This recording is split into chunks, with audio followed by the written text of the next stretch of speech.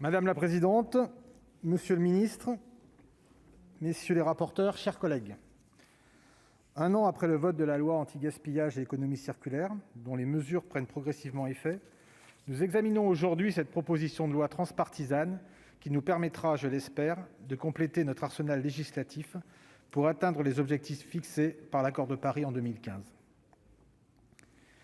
Ces objectifs, en matière de numérique responsable, sont ambitieux.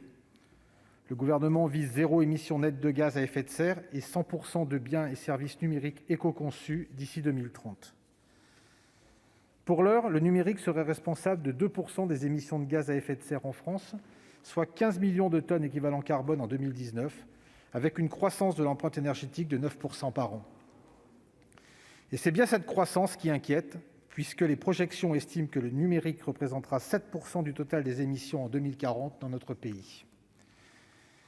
Il apparaît donc indispensable d'agir au plus vite, au-delà des dispositions de la loi AGEC sur la réparation et le réemploi, pour que les gains environnementaux permis par le numérique ne soient pas annulés par ses impacts en termes de pollution et de consommation des ressources et des matières premières.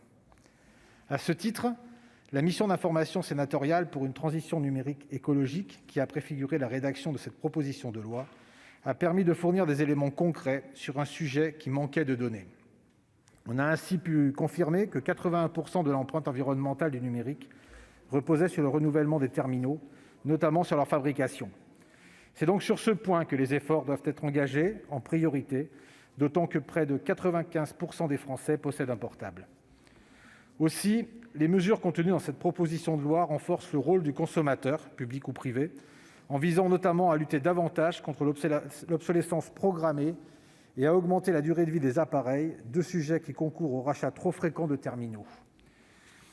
Nous vous proposerons des amendements afin de limiter le renouvellement des terminaux en encourageant les biens issus de l'économie de la fonctionnalité, ainsi que les produits issus du réemploi ou de la réutilisation.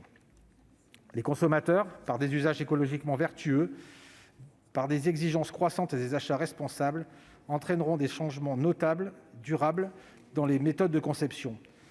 Nous sommes donc parfaitement en accord avec les dispositions de cette proposition de loi sur la formation des élèves à l'utilisation responsable des outils numériques, ainsi que l'inscription de l'impact environnemental des biens et services numériques dans le bilan RSE des grandes entreprises.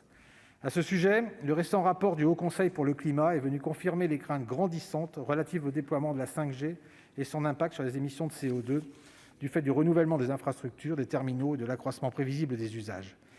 Bien sûr, il ne s'agit pas de brider a priori le numérique, mais de rappeler que ce secteur ne doit pas être exempté d'efforts pour respecter les engagements climatiques de la France.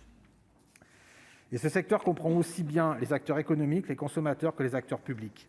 Nous devons tous prendre notre part dans le déploiement d'un numérique responsable et vertueux. Et cette proposition de loi offre une initiative législative complète en appréhendant toute la chaîne de valeur numérique. Il apparaît donc important de rappeler que les collectivités et l'État peuvent et même doivent être moteurs et exemplaires en la matière. Cela passe par la commande publique, comme cela est prévu à l'article 13, qui prévoit le recours obligatoire aux produits numériques, dont les critères de réparabilité dans un premier temps et de durabilité dans un second temps seront plus exigeants. Cela passe également par l'élaboration d'une stratégie numérique responsable dans les territoires, qui fait l'objet d'un nouveau chapitre. Je me réjouis de l'adoption de l'amendement que nous avions d'ailleurs déposé en commission concernant l'empreinte environnementale du numérique au sein des PCAET. N'oublions pas toutefois les responsabilités du secteur économique. Les mesures de cette proposition de loi semblent donc aller dans le bon sens, s'agissant des nouvelles obligations en matière d'éco-conception des sites web les plus fréquentés et la création d'un référentiel général de l'éco-conception. L'avantage fiscal prévu pour les centres de données moins énergivores ou encore les nouveaux engagements de réduction des impacts environnementaux des réseaux. La préservation de l'environnement doit être prise en compte par tous les acteurs de la filière et la régulation de l'Arcep en la matière de se faire avec davantage de contraintes. Enfin, cette proposition de loi a subi de nombreuses modifications dans leur examen en commission au mois de décembre.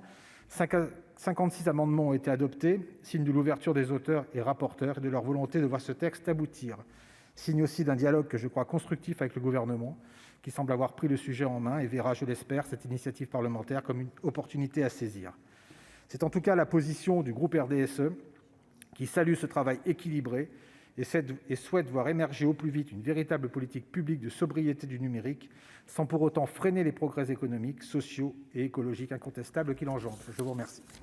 Merci. La parole est à Madame Marie-Claude Varayas pour le groupe CRCE et pour 5 minutes.